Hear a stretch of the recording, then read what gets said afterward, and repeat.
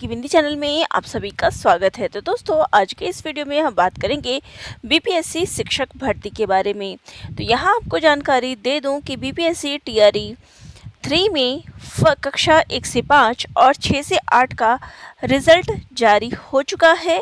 तो पहले तो उन अभ्यर्थियों को जिनका भी फर्स्ट टू फिफ्थ यानी कि प्राइमरी में और जूनियर में सिलेक्शन हुआ है, उनको बहुत बहुत बधाई।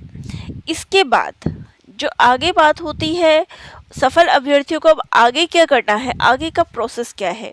तो देखिए, इसके बाद जो आगे का प्रोसेस होता है वो होता है डॉक्यूमेंट वेरिफिकेशन का।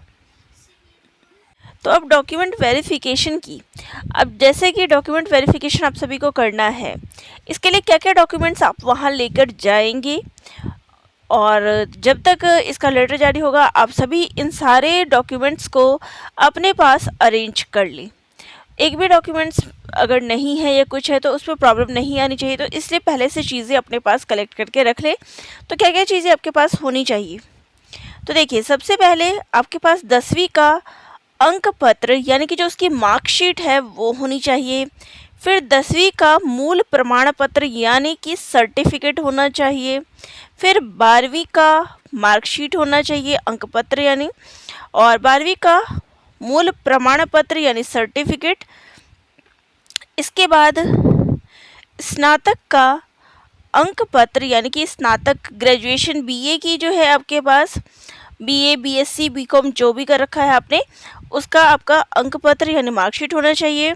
फिर स्नातक का आपका मूल प्रमाण पत्र, सर्टिफिकेट, और अगर सर्टिफिकेट नहीं है क्योंकि ये बिहार का है तो सही समय पर कई बार नहीं भी सबके पास होता है, तो आपके पास औपबंधिक प्रमाण पत्र है तो वो आपको लेके जाना है। लेकिन अगर नहीं है, दोनों में से कोई नहीं है, तो आप कोई बात नहीं, मत लेकर जाइए।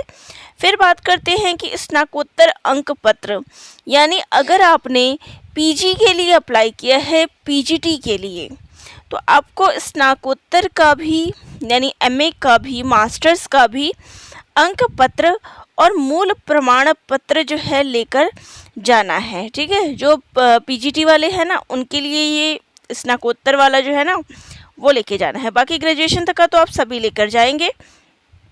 फिर इसके बाद बात करते हैं, तो देखिए, बीएड या डीएलएड आपने कर रखा है तो उसका अंक पत्र ले जाएंगे और उसका मूल प्रमाण पत्र या फिर औपबंधिक प्रमाण पत्र लेकर जाएंगे। अगर नहीं है तो नहीं लेकर जाएंगे। मूल प्रमाण पत्र की बात कर रही हूँ, अंक पत्र तो आपको लेके जाना है।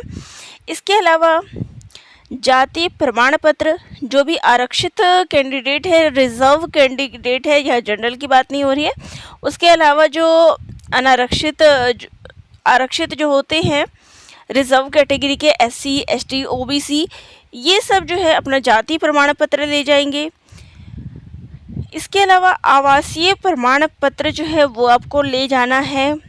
फिर इसका दिव्यांगता प्रमाण पत्र जो पीएच कैंडिडेट हैं वो ले जाएंगे। इसके अलावा चलिए आगे देख लेते हैं, मूल आधार कार्ड आपको ले जाना है और आधार कार्ड में जो मोबाइल नंबर लिंक है वह मोबाइल भी आपको लेकर जाना है, क्योंकि वेरिफिकेशन के समय आपको उस मोबाइल नंबर पर एक ओटीपी भेजा जाएगा और वो ओटीपी आपको वहाँ पे बताना होता है। पिछली बार जब टीआरई 2 और 1 की बात करूं तो यहाँ पर ये समस्या आ गई थी, मोबाइल नंबर को लेके, ओटीपी को लेके काफ़ी बच्चों को यहाँ दिक्कत होने लग गई थी। तो इसलिए अब जो टीआरई 3 में सफल अभ्यर्थी हैं उनको अपना मूल आधार कार्ड और आधार कार्ड में जो भी आपका मोबाइल नंबर अंकित है वो मोबाइल आपको साथ लेकर जाना है, ताकि ये जो ओटीपी वाला जो ये नंबर आपको बताना है वो आपका, उसमें कोई प्रॉब्लम ना हो। इसके अलावा आप अपनी 4 फ़ोटो लेकर जाएंगे, पासपोर्ट साइज़ की 4 फ़ोटो आप अपने पास लेकर जाइए। फिर सीटेट या फिर एस्टेट का अंक पत्र आप लेकर जाएंगे। सीटेट का प्रमाण पत्र अगर आपके पास है तो आपको वो लेकर जाना है, अगर नहीं है तो नहीं लेकर जाएंगे। स्टेट बैंक का चेकबुक या पासबुक लेके आपको जाना है। इसके अलावा देखिए, पैन कार्ड लेके जाएंगे। बीपीएससी टीआरई 3 का एडमिट कार्ड आप सभी के पास होगा, वो एडमिट कार्ड आप लेकर जाएंगे। और जो आपने ऑनलाइन एप्लीकेशन फॉर्म भरा था, आवेदन जब किया था, तो वो आवेदन पत्र आपको साथ लेकर जाना है। और इसके अलावा देखिए यहाँ पर नोट कर लीजिए कि सभी प्रमाण पत्र जो है आप लेकर जाएंगे तो उसकी ओरिजिनल कॉपी भी साथ लेके ज़रूर जाए, ओरिजिनल भी लेके जाए और फोटोकॉपी भी लेकर जाए, ठीक है। तो जितने ये डॉक्यूमेंट्स हैं आपके, अंक पत्र है, मार्कशीट है, सर्टिफिकेट है, वो आप ओरिजिनल भी लेकर जाइए और उसकी फ़ोटोकॉपी भी लेके जाइएगा, ठीक है, ताकि कोई समस्या ना हो। तो यहाँ मैंने कंप्लीट लिस्ट दे दी है जो भी आपको डीवी के लिए डॉक्यूमेंट्स ज़रूरी हैं। फिर भी कोई समस्या हो तो मुझे कमेंट बॉक्स में कमेंट करके ज़रूर बताइएगा कि आपको कौन सी चीज़ समझ में नहीं आई। और जिनको भी वीडियो अच्छी लगी हो, क्लियर हो गया हो डाउट, एक बार लाइक शेयर सब्सक्राइब कर दीजिएगा। धन्यवाद।